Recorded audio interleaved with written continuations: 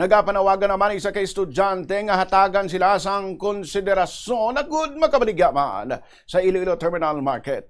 Sa interview sang Bombo Radio kay alias May, iyagin pahayag nga ang iabenta kuntani sa pagbaligya sang ulutanon ang iyagin na supot ako di bayad sa ilang tuition sa iyang manghod sa pag-eskwela.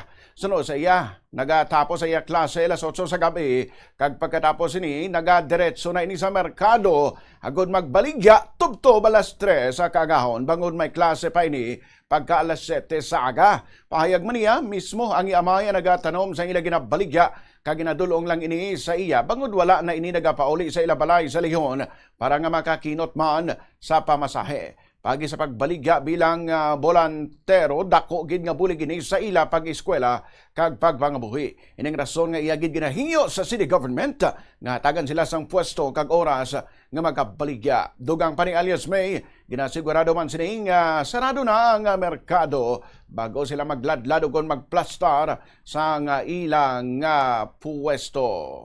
Iging persagi na lang ako ako ng mga balaligya. Ang gabi na kami nagplastar kay mamanambal nila kay sarado naman ang SM mo lang tani ka mabaligya kami kay bisan gabi na balaw. Ang ako nang tani mambala itagaan nila oras balang mabulante man kung sarado na SM mo lang maladlad kung magbukas ang SM mahalin lang sila amo lang na kay para nga kay tanan mo kami may daan may kinanglanon kag hindi lang man sa babaw ang gakaon kami man tapos may estudyante pang ang iba nga nagabulante tapos ako man ang diyan ko ginakuha ang ako nga tuition.